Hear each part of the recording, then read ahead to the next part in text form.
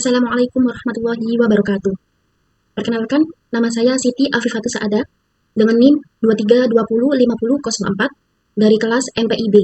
Di sini, saya akan memberikan penjelasan mengenai penggunaan fungsi if, countif, dan grafik pada aplikasi Microsoft Excel.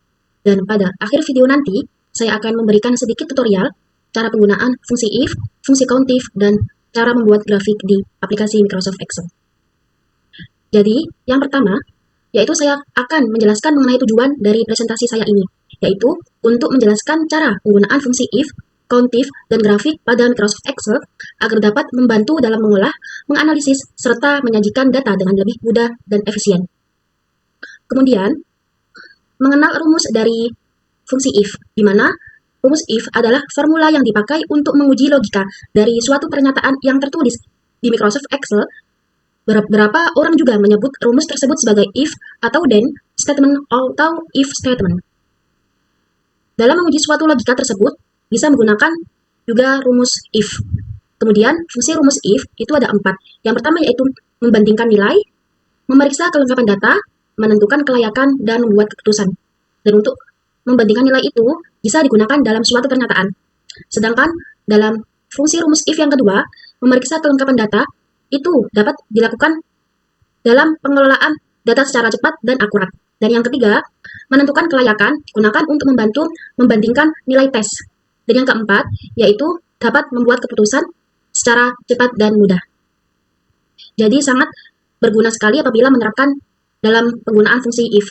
Dan untuk pengertian selanjutnya yaitu mengenai fungsi countif Excel, di mana fungsi countif merupakan fungsi statistik yang disediakan oleh Microsoft Excel untuk menghitung jumlah sel dalam suatu rank atau rentang yang memenuhi kriteria tunggal yang telah ditentukan sebelumnya.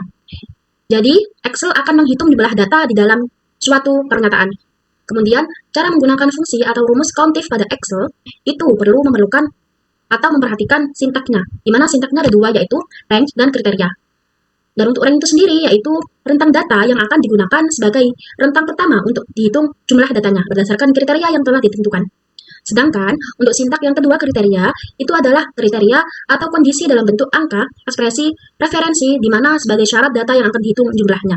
Jadi jangan lupa untuk memperhatikan sintaknya di dalam fungsi countif. Kemudian lanjut ke pembahasan yang ketiga yaitu grafik pada Excel. Di mana grafik ini adalah representasi visual dari data kuantitatif yang membantu menampilkan tren, perbandingan, dan pola secara lebih ringkas dan mudah dipahami. Jadi, untuk memudahkan orang melihat data-data atau nilai-nilai dari setiap siswa. Dan untuk selanjutnya yaitu cara membuat grafik di Excel. Yang pertama, kita membuka atau pergi ke tab Insert, lalu memilih jenis grafik yang diinginkan, seperti diagram batang, garis, atau lingkaran. Kemudian grafik ini bisa disesuaikan lebih lanjut seperti mengubah judul, warna, atau label data. Di sini saya menyiapkan 20 data yang terdiri dari nama, kelas, dan jenis kelamin, nilai kategori.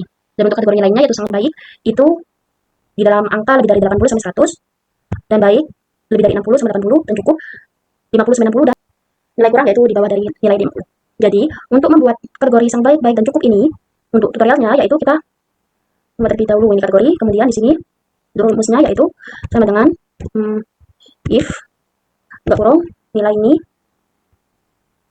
kemudian lebih besar dari 80 titik koma tanda petik sangat baik, kemudian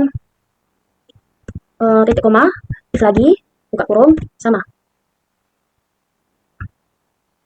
seperti ini, kemudian lebih besar dari 60 titik koma tanda petik baik tanda petik titik koma if lagi buka kurung nilainya tadi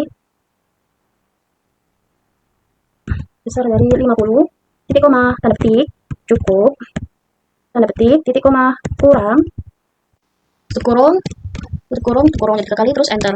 Nah ini kan sudah sangat baik. Kemudian kita tarik ke bawah sampai ke data yang ke-20. Nah ini akan menjadi otomatis sendiri.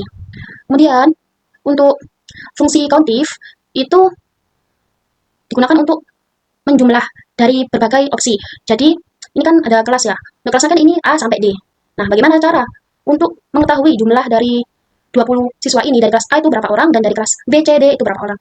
Nah, untuk kelas A itu kita tutorialnya seperti ini. Dengan countif, kemudian buka kurung, kemudian titik koma, tanda petik A, tanda petik kurung enter. Nah, jadi untuk kelas A itu terdiri dari 7 orang.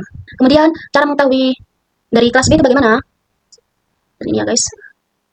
Nah, di sini dari kelas B itu saya lihat nggak sampai 6 orang. Jadi ini kita rubah, ini kan masih tetap A. Kita rubah jadi kelas B.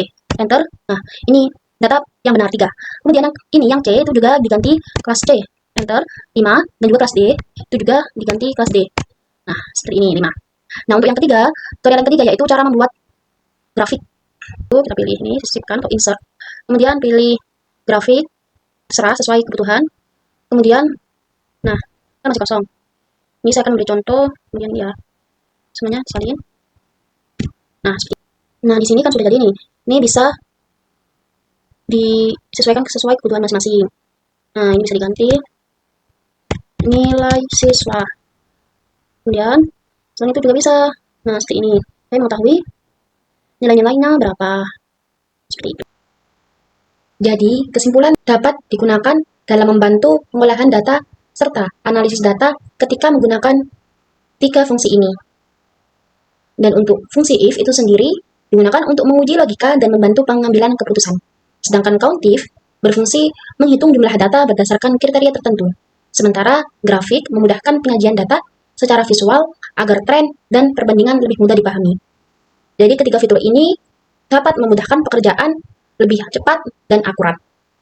Kemudian saran, di mana saran dari presentasi ini adalah agar pengguna bisa mempraktikkan langsung fungsi dan grafik Excel sesuai kebutuhan data, memilih jenis grafik yang tepat, serta terus berlatih menggunakan contoh nyata agar kemampuan pengolahan data semakin meningkat. Demikian presentasi dari saya, kurang lebihnya saya mohon maaf yang sebesar-besarnya. Wallahul muwaffiq ila aqwamit thoriq. Wassalamualaikum warahmatullahi wabarakatuh.